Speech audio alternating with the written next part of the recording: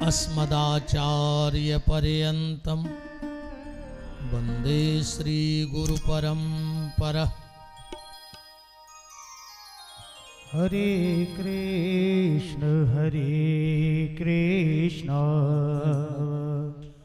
कृष्ण कृष्ण हरे हरे, हरे राम राम राम हरे हरे। हरे कृष्ण कृष्ण कृष्ण हरे हरे, हरे राम राम राम हरे हरे। हरे कृष्ण कृष्ण कृष्ण हरे हरे, हरे राम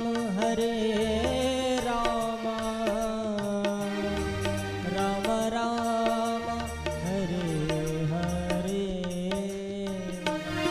हरे कृष्ण कृष्ण कृष्ण हरे हरे, हरे राम राम राम हरे हरे। हरे कृष्ण कृष्ण कृष्ण हरे हरे, हरे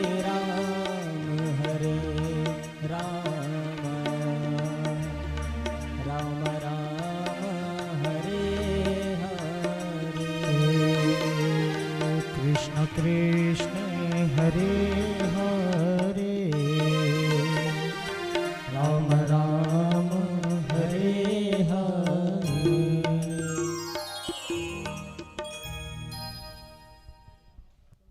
राम राम।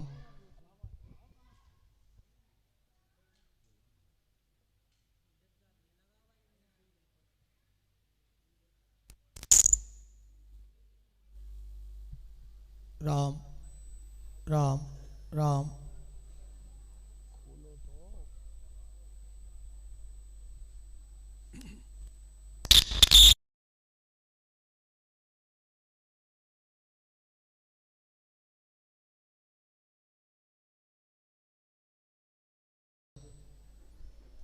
परम मंगलमय जगत नियंता जगदाधार अकारण करुणा करने वाले भक्त वांछा भक्त कल्पतरु तड़ित दुति विनंद पीतांबरधारी आप्त काम पूर्ण काम सर्व काम पृथ्वी के कण कण में परम व्याप्त मेरे परमाराध्य प्रभु श्री सीताराम भूत भावन चंद्रमौली शशि शेखर अवगढ़दानी महाप्रलयंकर राजाधिराजवंतिकानाथ महामृत्युंजय देव बाबा महाकाल प्रभु रामेश्वर अनंतानंत बलवंत वीतराग संत श्री हनुमंत लाल जी महाराज की भावविहीनी उपस्थिति में और उन्हीं की परम सन्निधि में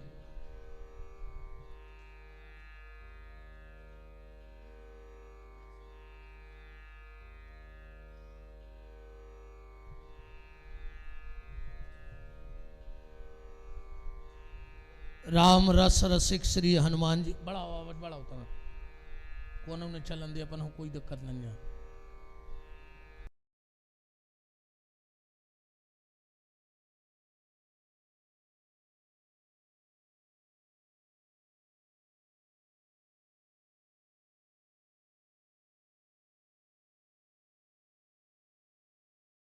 स्थिति में मर्यादा पुरुषोत्तम श्री सीताराम जी के मंगलमय चरित्रों का चिंतन मनन अनुसरण लाभ प्राप्त करने के लिए समागत श्रोता भक्त वृंद, मातृशक्ति भारत वाटिका के नवनिहाल नव पल्लवित कर्णाधार पुष्प प्यारे प्यारे से बाल गोपाल सनातन धर्म ध्वजा को लेकर के नित्य प्रति अपने कर्म पथ पर अग्रसर होने वाले समस्त संत ब्राह्मणों के श्री चरणों में दास का कोटि कोटि नमन और वंदन। मंचस्थ विराजे हुए आचार्य वृंद, संगीतज्ञ बंधु, भगवत कृपा, माता पिता के सत्कर्म, पूर्वजों का आशीर्वाद और स्वयं के संचित पुण्य जिनको फलीभूत होकर प्राप्त हो रहे हैं और इस कथा के मुख्य यजमान के रूप में आदरणीय बड़े भैया श्री पुरुषोत्तम मुन्ना चौबे जी और समस्त चौबे परिवार, बड़ा मंगलमय यह समय है।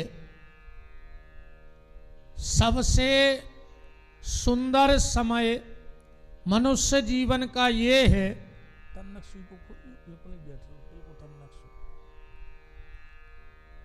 सबसे सुंदर समय ये है कि आपकी जिह्वा से भगवान का नाम निकल रहा हो। वही शरीर भी धन्य है। गोस्वामी तुलसीदास जी ने ये नहीं लिखा कि ब्राह्मण का शरीर धन्य है, कि क्षत्रिय का शरीर धन्य है, कि वैश्य का शरीर धन्य है, कि कनिष्ठ का शरीर धन्य है। गोस्वामी जी से पूछा कि सबसे पवित्र शरीर कौन सा है, तो गोस्वामी जी कहते हैं कि सोई पावन सोई सुभग शरीरा और जो तन पाए भजे रघुवीरा। मनुष्य का चोला पहन करके जिसने भगवत नाम जप कर लिया उसका शरीर धन्य है, बाकी ये शरीर व्यर्थ है। दोनों बातें गोस्वामी जी ने मानस में लिखी हैं कि बड़े भाग मानुष तन पावा, सुर दुर्लभ सद ग्रंथई गावा।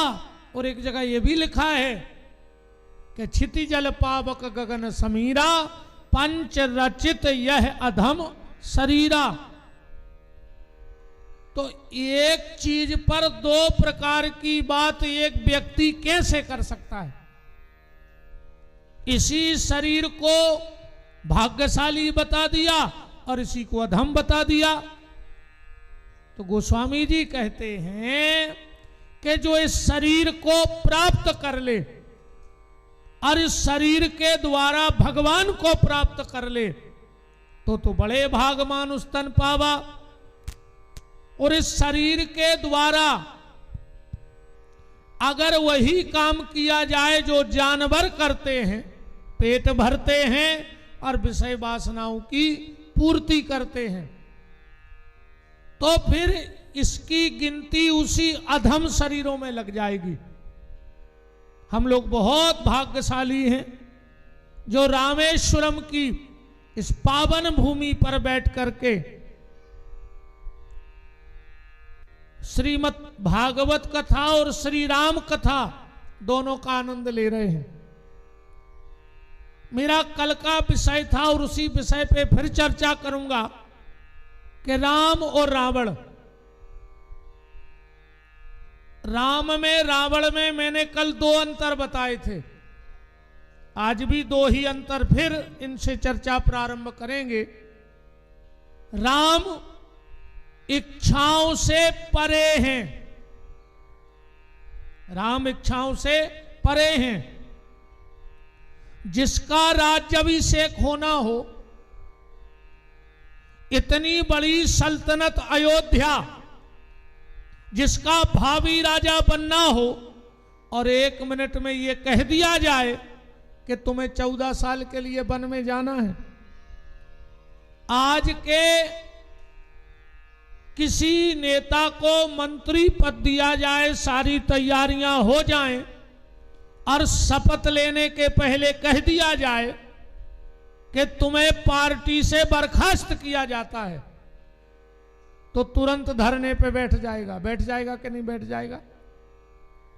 पर राम जी ने 1 मिनट के लिए भी विरोध नहीं किया। तो राम जी इच्छाओं से परे हैं और रावण इच्छाओं के बंधन में बंधा है। बस इतना फर्क है राम में और रावण में। रावण मनुष्य पे राज्य करता है, रावण मनुष्यों पे राज्य करता है और राम जी मनुष्यता पे राज्य करते हैं। और मनुष्य में और मनुष्यता में बड़ा फर्क है। देखो, मनुष्य बनना ईश्वर ने बनाया, पर मनुष्यता तुम्हें लानी होगी अपने भीतर। जैसे बड़ा आदमी यहां बनता है, जो पैसा कमा ले वो बड़ा आदमी।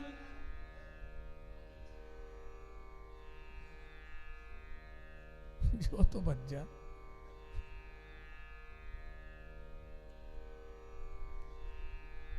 बड़ा आदमी यहां बनता है, पर भला आदमी वहां बनता है। भले आदमी बनने की यहां कोई फैक्ट्री नहीं है। मनुष्य भगवान जन्म देते हैं, पर मनुष्य को मनुष्यता का जन्म अपने भीतर देना होता है। वो तुम्हें स्वयं प्रकट करनी है। और हम लोग उस जगह पर बैठे हैं जहां पर स्वयं भगवान मेरे आराध्य राम भगवान शंकर की पूजा करते हैं। क्यों करते हैं? इसलिए करते हैं, एक बात से बात को समझना, और फिर वही चर्चा आज प्रभु रामेश्वरम के पूजन की होगी।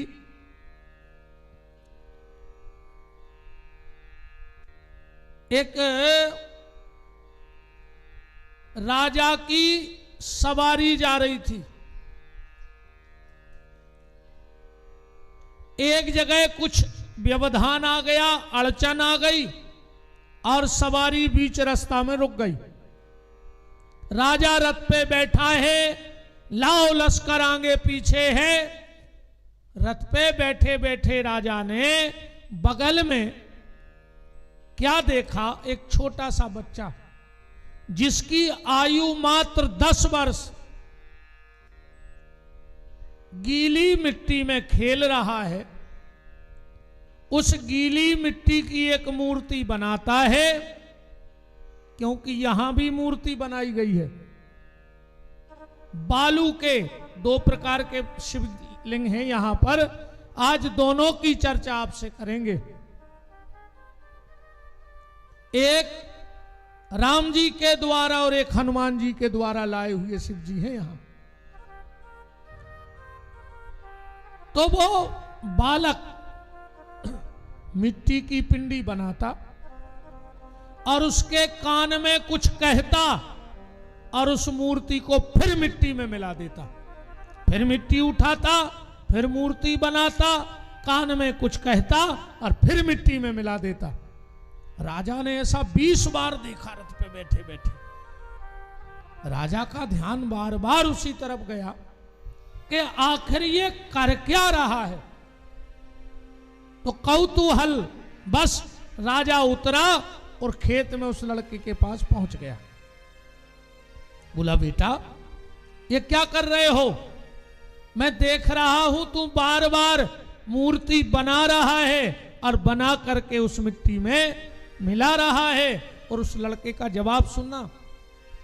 उस लड़के ने कहा, राजा मैं इस मिट्टी का पुतला बनाता हूं और उसके कान में कहता हूं बोलो राम।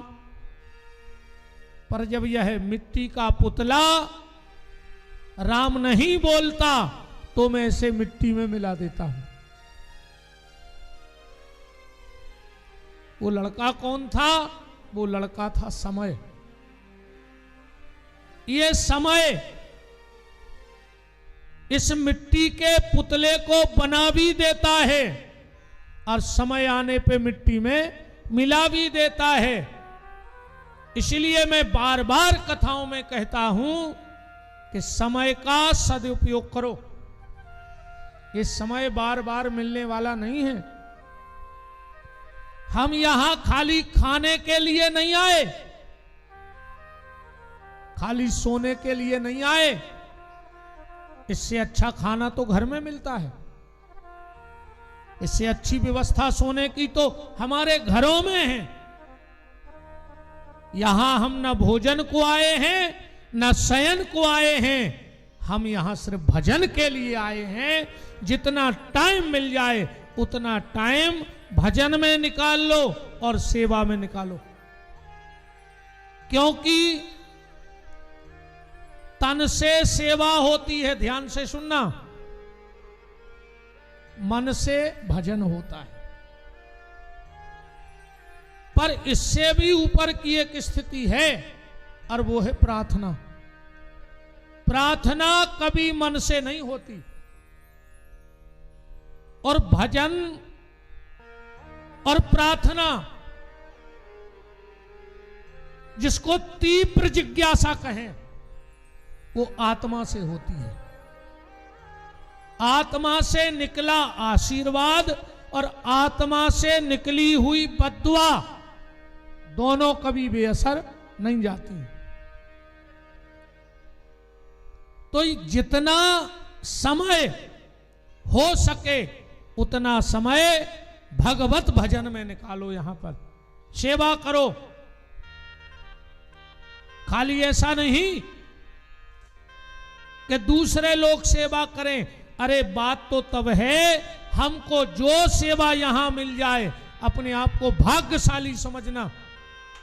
और इस उम्र में, क्योंकि मेकअप की उम्र में भजन करत रहियो, ये तो मेकअप का ही मानो भगवान ने तो ऐसी व्यवस्था करी है कि कितना मेकअप करके निकर भर जा 2 मिनट को बाहर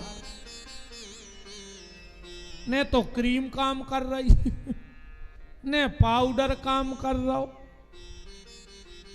मेरा निवेदन ये है कि मेकअप की उम्र में भजन करो। बुढ़ापा तो चेकअप ही चेकअप में निकर जाने के नहीं निकर जाने। कबू बीपी को चेकअप, कबू शुगर को चेकअप। इसलिए भजन मेकअप की उम्र में करो। अभी अगर ये हमारे हाथ पांव चल रहे, वही कथा भी आप व्यास गद्दी से सुन रहे थे, भीष्म पितामह की सुन रहे थे। अब भी कथा सब जानते हैं, पर उससे हमें क्या मिलता है यह हमें सीखना चाहिए। भीष्म की कथा क्या कह रही है? भीष्म भगवान के सामने लाचार और बेबस पड़े हैं। ये स्थिति हमारी आपकी ना बने, इसलिए इस कथा को समझो। भीष्म कह रहे, प्रभु मेरे पांव हैं पर मैं दौड़ के आपके स्वागत को नहीं जा पाया। मेरे हाथ हैं पर मैं आपके हाथ नहीं जोड़ पा रहा हूं, क्योंकि हाथों में बाण लगे हैं। आपके चरण दिख रहे हैं, फिर भी मैं उठ के प्रणाम नहीं कर पा रहा हूं, क्योंकि मेरे सिर में बाण लगा है। ये क्या है? ये समय है। एक दिन हमारे भी पांव होंगे, पर इनमें बुढ़ापा बाण चला देगा, तो तुम दौड़ दौड़ के तीर्थ नहीं कर पाओगे। क्या कर ले हो? एक दिन ये बुढ़ापा इन हाथों में बाण लगाएगा, ये उठेंगे नहीं तुम्हारे इशारे से। न इनसे माला होगी, न भगवान को चंदन लगेगा, न किसी को 2 रोटी बना के प्रसाद के रूप में पवा पाओगे। तो जब तक ये हाथ चल रहे हैं, इन हाथों से माला फेर ले। पर आज माला फेरवे वाले कम हैं, अब तो माल पे हाथ फेरवे वाले ज्यादा हैं। माला फेरने वाले नहीं हैं, माल पे हाथ फेरवे वाले ज्यादा हैं। कछु माला कर भी रहे। एक बार एक शिष्य गया गुरुजी के पास, बोले गुरुजी लगभग कितनी माला करो कि भगवान मिल जाए? गुरुजी बोले अधिक से अधिक, बोले फिर भी गुरुजी ने कहा इतनी तो कर नहीं पाएगा। वैसे नियम है व्यक्ति को 65 माला नित्य करो चाहिए, 65 बार माला घूम जाए, 65 माला घूमनी चाहिए। और ये प्रशंसा नहीं, मैं इसलिए नहीं ये बात कह रहा तुम हमें बहुत शब्द समझ लियो। हमारे गुरुजी ने हमें से कहा था कि 65 माला जरूर करो, भगवान की कृपा से 70 माला हो जाती है। 70 माला होती है, 24 घंटा में हुई है जैसे बने वैसे। तो गुरुजी ने कही कि 65 माला, बोले ठीक है। अब वो आओ, गुरुजी ने कह दी थी माला जितनी अधिक से अधिक घूमे उतना फल है, जितनी ज्यादा घूम जाए उतना ही जल्दी भगवान में। 2 महीने बाद आए गुरुजी, बोले बेटा माला कितनी घूम रही? कहने लो गुरुजी इतनी घूम रही कि तुमने कल्पना न करी हुज्जे। बोले कितनी घूम रही? बोले चलो भीतर। गुरुजी ने सोची पूजा वाले कमरा में ले जाए है, वो भीतर ले गो, माला टंगी पंखा पे।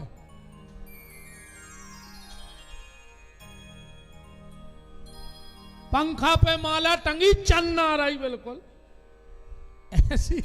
माला से घुमाने से कुछ नहीं, पर निवेदन है जब तक ये उंगली चल रही है तब तक चला लो, फिर नहीं चलेगी। ये भीष्म की कथा कह रही है हमसे और आपसे। जब तक ये सिर झुक रहा है, मां बाप के चरणों में झुका लो, संत ब्राह्मण गौ के चरणों में झुका लो, इन तीर्थों की रज में लौट लो, क्योंकि एक दिन तुम वैसे भी नहीं लौट पाओगे।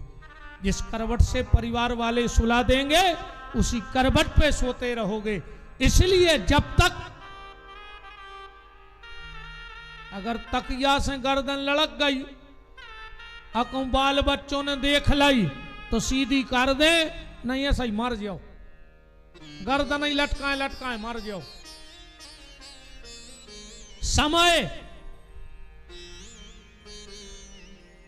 समय की कीमत करो, ये समय लौट कर नहीं आएगा, और आएगा हो सकता है हम लोग लौट के ना पाए। यहां गारंटी है किसी की कि फिर हम यहां बैठ करके राम कथा भागवत कथा को सुनेंगे?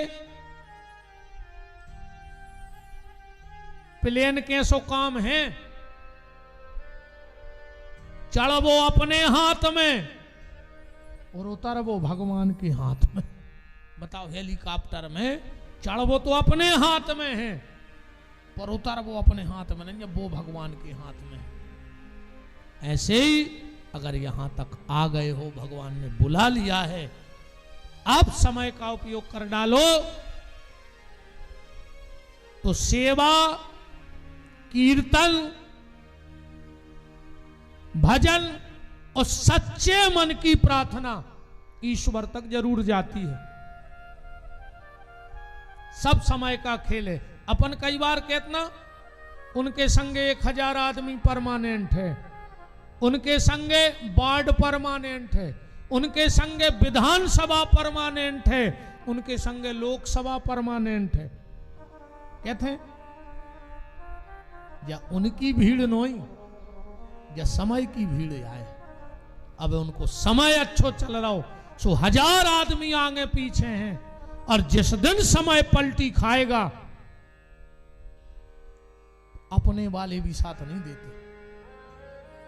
ये बात बिल्कुल गांठ में बांध लेना, अपने वाले। और एक बात और सुन लो, 2 चीजें जब भी देंगे तुम्हें अपने ही देंगे, तीसरा कोई नहीं आएगा, मेरी गारंटी है।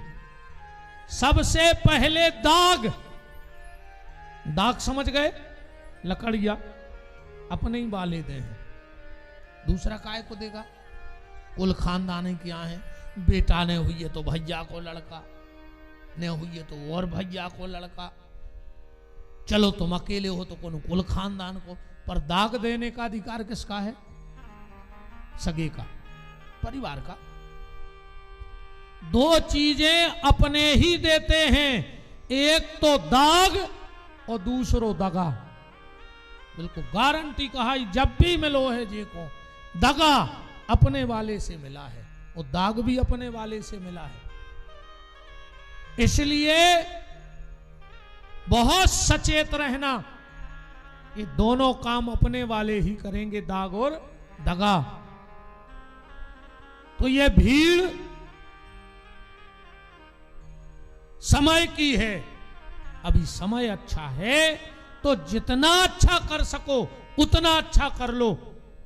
उस लड़के ने कहा, राजा इसलिए मैं इस पुतले को मिट्टी में मिला रहा हूं। राजा ने कहा 10 साल की उम्र में जब इसका दिमाग इतना तेज है तो क्यों ना इसे अपना राज्य में ले चलें, पालेंगे पोसेंगे बड़ा करेंगे। क्योंकि कोनो कोनो बच्चा बहुत होशियार होता, बहुत होशियार। तुम कबो इनके जवाब तो सुनियो। एक लड़का ने अपनी मम्मी से कही, मम्मी तुमने शादी कौन से करी? मम्मी बोली, बेटा तुम्हारे पापा से। लड़का पापा के पास गयो, बोले पापा पापा आपने शादी किससे की? पापा बोले बेटा तुम्हारी मम्मी से। लड़का बोलो तुमरो ने घर ही घर में कर ली।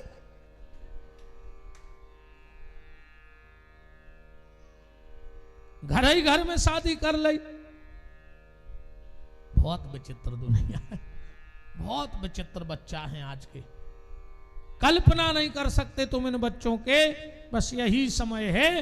राजा ने उस लड़के से कहा, चलो आज से तुम हमारे राज की अतिथि हो, तुम्हारी परवरिश हमारे हिसाब से होगी।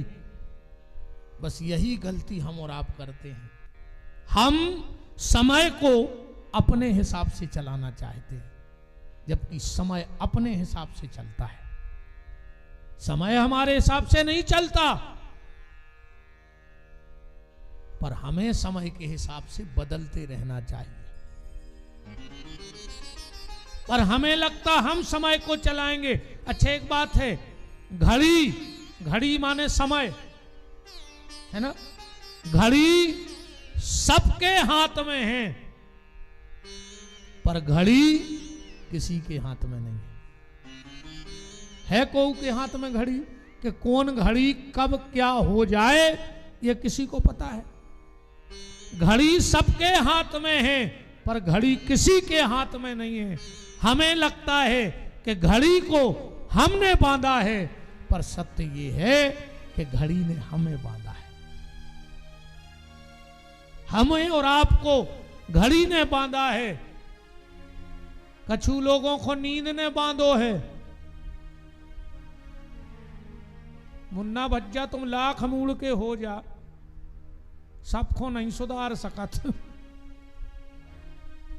का कर हो अकेले, का कर है जी गर्ग जी, का कर है तिवारी जी, भी तो खा खा के सो गए।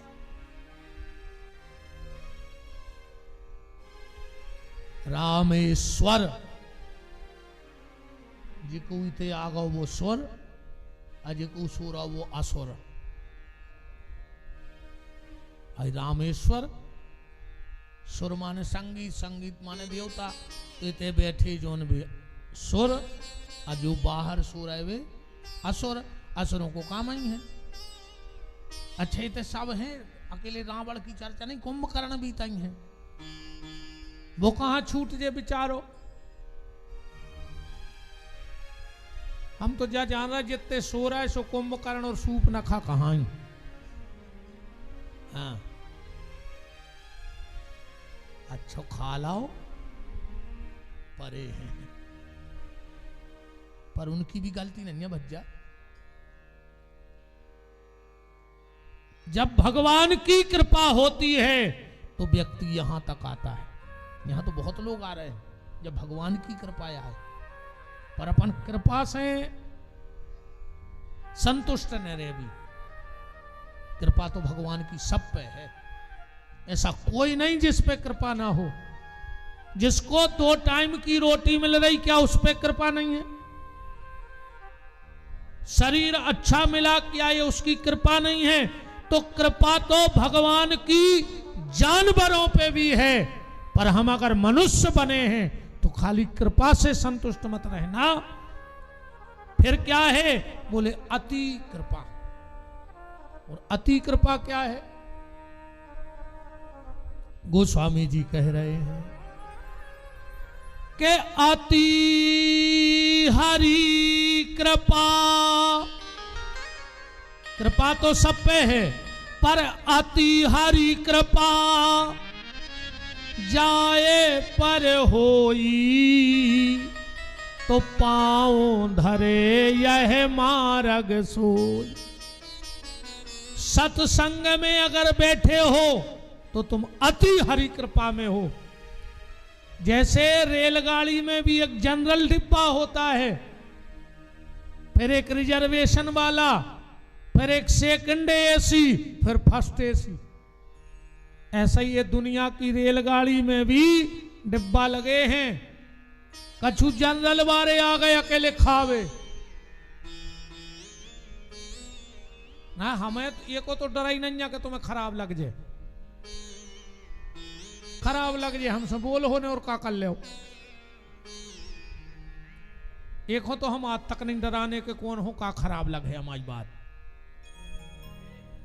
पर इस डिब्बे में बैठना जिसमें हम लोग बैठे हैं, ये वो जगह है, इस जगह का इसलिए प्रभाव अधिक बढ़ जाता है। हर जगह भक्तों ने भगवान की पूजा की है, पर यहां भगवान ने भगवान की पूजा की है। आप जहां भी जाओगे, वृंदावन जाओ, श्री अवध जाओ, मल्लिकार्जुन जाओ, भीमाशंकर जाओ, बैद्यनाथ जी जाओ, विश्वनाथ जी जाओ, वहां पर भक्तों ने भगवान की पूजा की है, पर इस जगह पर भगवान ने भगवान की पूजा की है। तो इसलिए इस जगह का महत्व बढ़ जाता है। जब लंका विजय की तैयारी हुई, राम जी बैठे थे, लक्ष्मण जी बैठे थे, सारी सेना बैठी थी। राम जी ने जामवंत जी से कहा, जामवंत, तुम्हारी नजर में कोई ऐसा प्रखंड विद्वान ब्राह्मण है जो शैव्य हो और वैष्णव भी हो? आज ज्यादातर झगड़ा इसका चल रहा है कि वैष्णव, शैव, फला, ढिका। आज संत भी पंथों में बट गए, सब की अपनी अपनी ढपली और अपनो अपनो राग अलाप है। पर जब संत पंथ में बटता है तो राष्ट्र का और धर्म का नुकसान होता है।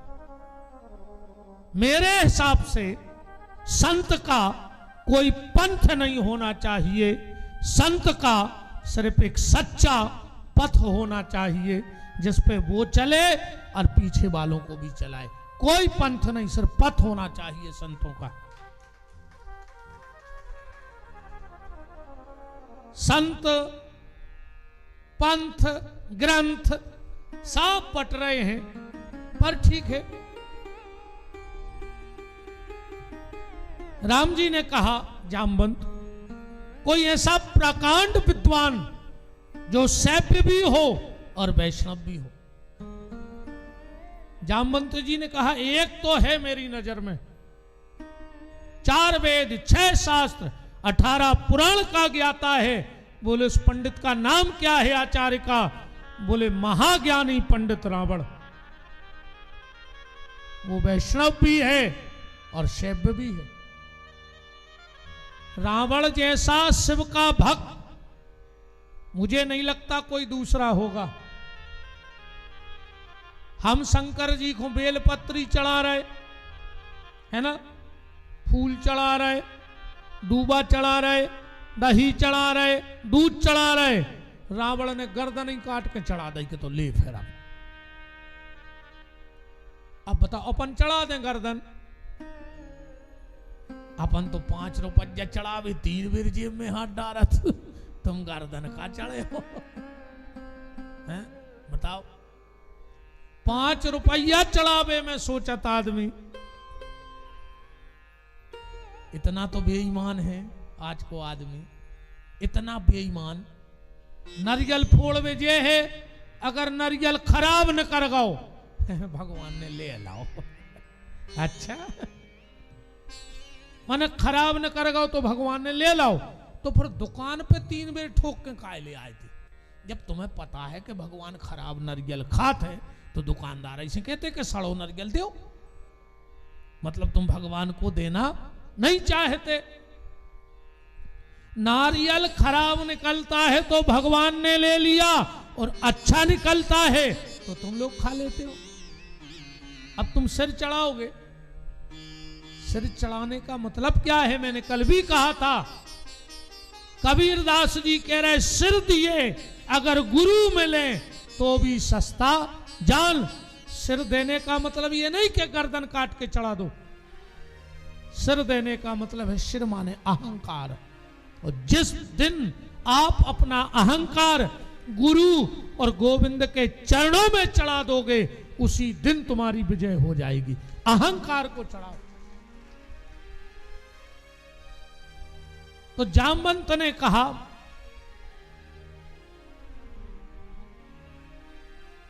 इस समय सबसे विद्वान अगर कोई है तो वो रावण है। राम जी ने कहा क्या रावण मेरा आचार्यत्व स्वीकार करेगा? जामवंत जी बोले भगवान जाने में क्या देर है, बात करने में क्या दिक्कत है? भाई काम बने न बने, पर अपना कर्तव्य तो हमें करना चाहिए कि नहीं करना चाहिए? काम बनता है या नहीं बनता ये अलग विषय है। आदमी कुछ काम बिना काम किए ही हार मान लेता है। मान लेता कि नहीं मान लेता? जब शिवाजी, छत्रपति शिवाजी मुगलों से कई बार हारे, इतिहास आप सबने पढ़े हैं। एक दिन उनका मन टूट गया, भीतर से बिल्कुल उदास हो गए। तो उन्होंने क्या देखा कि खंबे पर एक चीटा गुड़ का थोड़ा सा अंश दाना लिए चढ़ रहा है, फिर गिरता है, फिर चढ़ता है, फिर गिरता है। शायद भगवान की ये लीला खाली छत्रपति शिवाजी के लिए हो रही हो। उस चीटे को उन्होंने देखा लगभग 100 बार ऐसा हुआ, और थोड़ी देर बाद वो चीटा गुड़ लेकर के दीवार पे चढ़ गया जहां उसे जाना था।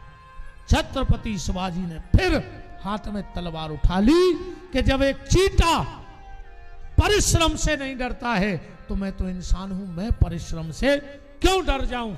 इसलिए व्यक्ति को कार्य करने के पहले उसके निष्फल होने का विचार त्याग देना चाहिए। कई बार हम कुछ अच्छे काम इसलिए नहीं करते, हम ऐसो कर हैं, फिर ऐसो हुई, फिर ऐसो हुई। मतलब देखो एक बात और सुन लो, कई बार लोग कहते हैं कि कर्मों का भोग व्यक्ति को भोगना पड़ता है। जब बात हमारी जिंदगी भर ध्यान रखियो, आदमी कहते एक न एक दिन तुम्हें कर्मों को भोगने पड़े, तो उस समय अगर तुमसे कोई ये भी कह दे तो तुम्हारे चेहरे पे मुस्कुराहट आ जाए। क्यों? क्योंकि जब मैंने कुछ गलत किया ही नहीं तो गलत होगा ही नहीं। अगर गलत किया होगा तो परिणाम गलत होंगे, और नहीं किया तो कोई परिणाम गलत नहीं है। राम जी ने कहा जामवंत जी जाओ और महाज्ञानी पंडित रावण से बात करके आओ। एक बात और देखना, आप लोग अच्छे श्रोता हो, जो राम कथा है इसमें नायक तो वंदनीय है ही, पर इसका जो खलनायक है वो भी कमाल का है। ऐसा खलनायक भी कहीं नहीं मिलेगा तुम्हें। हाँ, नायक तो वंदनीय है ही, परमपिता परमात्मा है, पर जो राम से टक्कर ले रहा है वो भी कहीं पीछे नहीं है। बस रावण की एक बुराई थी, वो थ्योरी वाला काम नहीं करता था, प्रैक्टिकली जिंदगी जीता था। जब रावण को खबर मिली कि खरदूषण मारे गए, सूपनखा की नाक कट गई, अगर आप रामायण पढ़ते हो तो रावण की आंखें भर आई। क्या कह रहा है रावण कि खरदूषण मौसम बलवंता और तिन्हीं को जीत सके भगवंता। रावण कहता है राम आ गए, पर रावण ने सोचा कि ये भी तो हो सकता है कि खरदूषण की मौत आ गई हो और मर गए हो। मैं आंख बंद करके भरोसा कैसे करूं? मैं पहले परीक्षा करूंगा, अगर वो असली राम होंगे तो मेरी माया पहचान लेंगे, और नकली होंगे तो मेरी माया में फंस जाएंगे। और राम जी रावण की उस माया के चक्कर में, दुनिया जानती है सोने का मृग नहीं होता, दुनिया जानती है। और कोई बड़ा पैसे वाला बनवा भी ले, सोने का मृग बनवा भी ले, तो वो चल नहीं सकता, दौड़ नहीं सकता। कि दौड़ जाएगा? तुम तो 20 किलो को हिन्ना बनवा लो सोने को, और तुम्हारा अरबों खरबों की हो जायदाद, तो क्या तुम उसमें प्राण फूंक सकते हो? नहीं फूंक सकते। चक्का लगा के ढड़का सकत हो, कछु मशीनरी डाल के मुंह खोल सकत, पर प्राण नहीं भर सकते तुम उसमें। आज जैसे ही रावण को पता लगा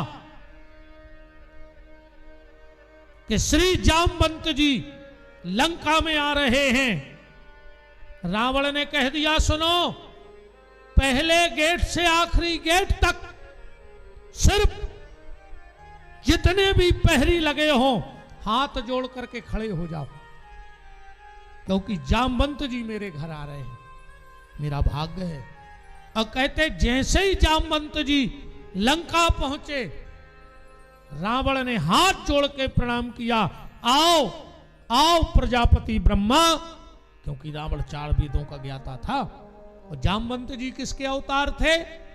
ब्रह्मा जी के। आसन दी, और आसन देकर रावण ने कहा, महाराज रावण, हम एक निमंत्रण लेके आए हैं। रावण ने कहा कैसा निमंत्रण? जामवंत जी बोले कि हमारे 2 यजमान हैं, अभी नाम नहीं बताया, हमारे 2 यजमान हैं और वो एक छोटा सा यज्ञ कराना चाहते हैं। रावण ने कहा जामवंत जी ये बताओ, क्या तुम्हारे यजमानों का नाम राम और लक्ष्मण है?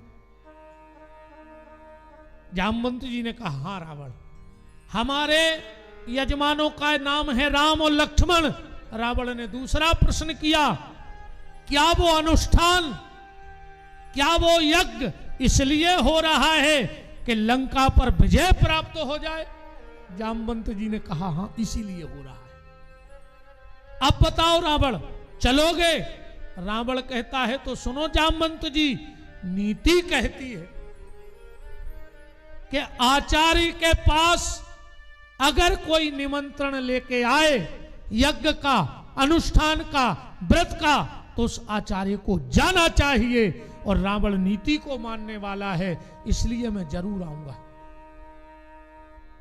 जामवंत जी बोले तो पूजन की सामग्री, भाई अब जब आप आ रहे हो तो पूजन की सामग्री। रावण ने कहा जितनी व्यवस्था हो सके कर लो।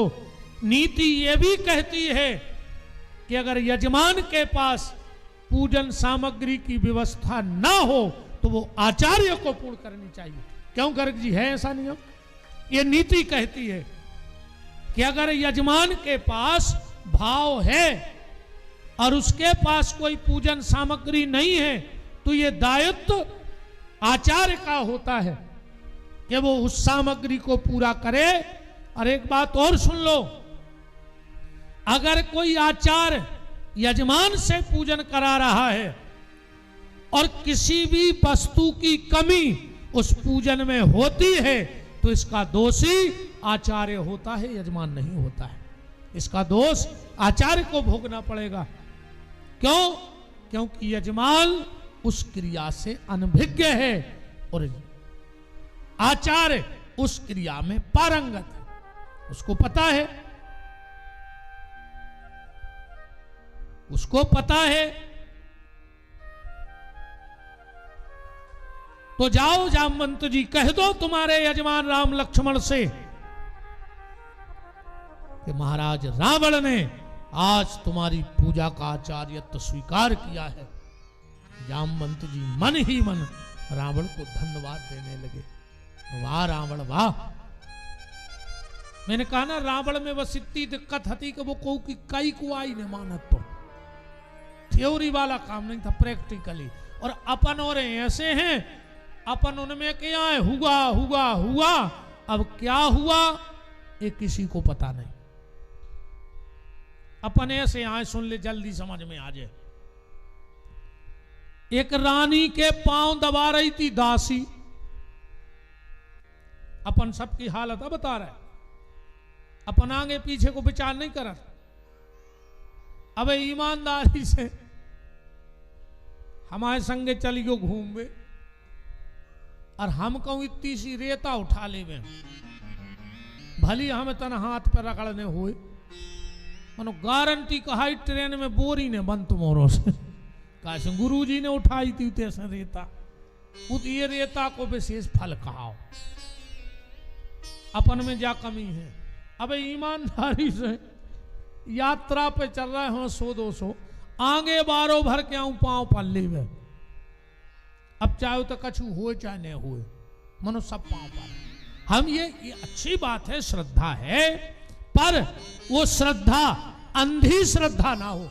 मेरे कहने का मतलब ये है, वो एक श्रद्धा का विषय है, पर श्रद्धा भी अंधी नहीं होनी चाहिए, वरना अंधी श्रद्धा भी व्यक्ति को पतन की ओर ले जाती है। श्रद्धा के नेत्र होने चाहिए। तो एक रानी के पांव दबा रही थी एक दासी। दासी पांव दबाते दबाते हंस रही थी। रानी बोली, आज बड़ी खुश लग रही हो दासी, क्या बात है?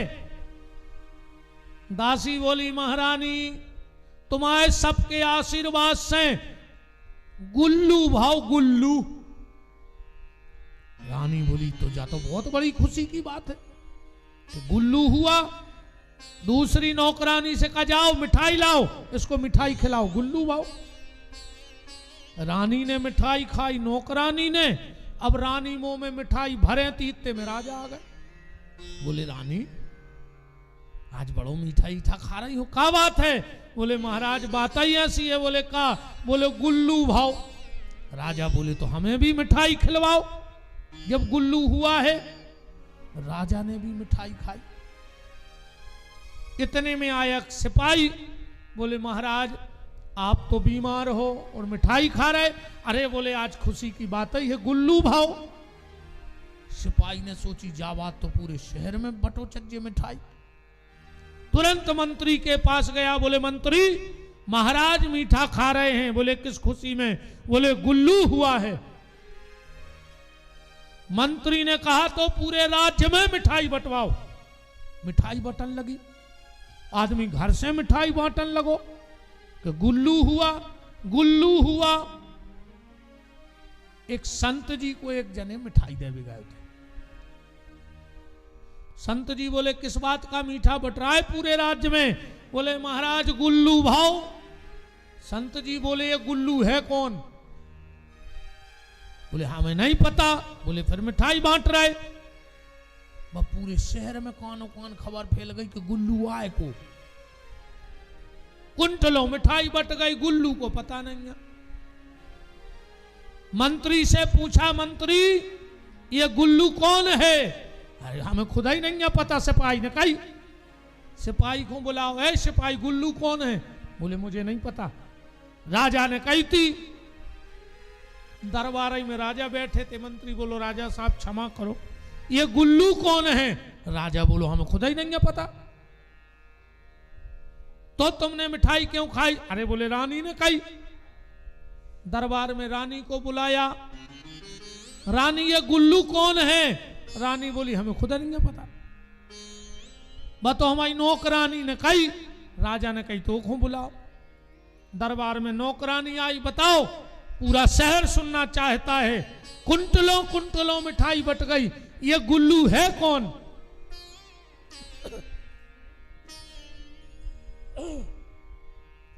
रानी बोली, दासी से गुल्लू कौन है? नौकरानी बोली, महारानी तुम्हारे पांव पर है, हमारी गदत जाके गदा भाव है, वो को नाव गुल्लू धरो है। क्या हालत है अपनी। पूरे शहर ने मिठाई खा ली गुल्लू की, अब गुल्लू को पता ही नहीं है कि गुल्लू आए को। श्रद्धा अलग विषय है और अंधश्रद्धा अलग विषय है। मेरा निवेदन है आप श्रद्धावान बनो, पर अंधश्रद्धावान मत बनो। अंधश्रद्धा तुम्हें सिर्फ और सिर्फ गलत रास्ते पे ले जाएगी, इसके अलावा कुछ नहीं। जामवंत जी मन ही मन रावण से प्रसन्न हो गए और प्रसन्न होकर आए, बोले महाराज रावण सुबह पूजन के लिए आ रहा है। रावण दरबार से उठा और अपने बेटे मेघनंद के पास गया। बोले बेटा मेघनंद क्या बात है पिताजी? बोले कल सुबह मैं राम का आचार्य बन के जा रहा हूं और तुम मेरा एक काम करना। बोले क्या? सुबह जब मैं कहूं तो तुम एक दिव्य रथ पर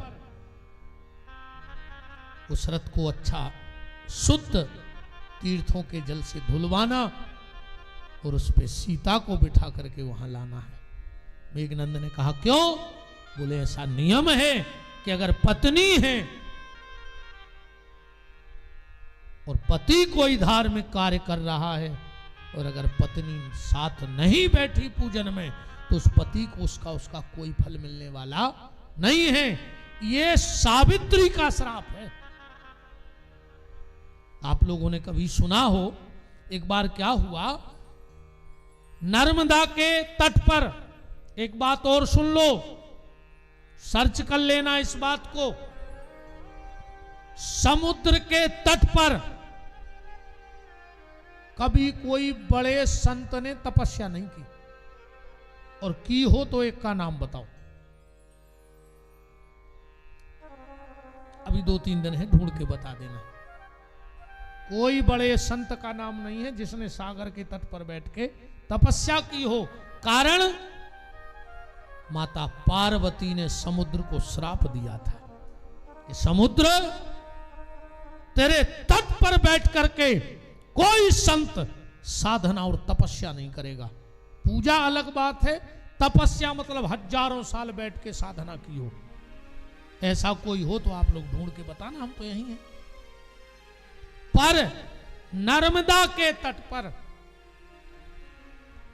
अमरकंटक से लेके खंबात की खाड़ी तक दोनों किनारों पर जहां तक नर्मदा जब पूरा डालती हैं, विस्तार बढ़ाती हैं, जहां तक जल आता है वहां तक कहीं राई का दाना रखने की जगह नहीं है जहां कोई ना कोई महापुरुष वहां आज भी समाधि में न बैठा हो।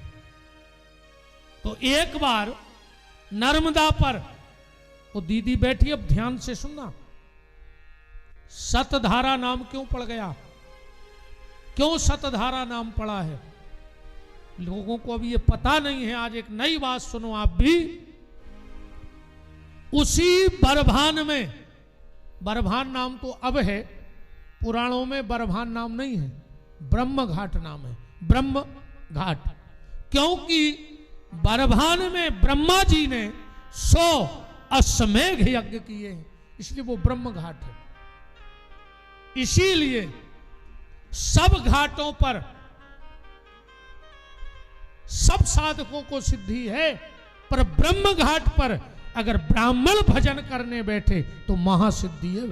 सबसे ज्यादा घाट अगर ब्राह्मण के लिए कोई बहुत जल्दी फल देने वाला है तो बरभान घाट है, गायत्री के लिए। बात को थोड़ा अच्छा फिर अपन तनक बहुत तो तुम्हें हम तुम्हारा डोज दे ही दे, हमें पता है जी गाँव में बैठा तो। हाँ, पर यहाँ आए हैं तीर्थों में तो बात बिल्कुल वो हो जो हमने ना सुनी हो। राम सतधारा पर ब्रह्मा जी पधारे और उसके पहले वहां सप्त ऋषि आए थे स्नान करने। तो वो सातों ऋषि नर्मदा की धार में क्रमशः बैठ गए। तीर्थों का एक नियम और है, ध्यान से हमारी बात समझ लेना। किसी भी तीर्थ में जाओ, गंगा में जाओ, नर्मदा में जाओ, सरयू में जाओ, समुद्र नारायण के यहां आओ, कभी भी तीर्थ की जिस तरफ से जल की धार बह रही हो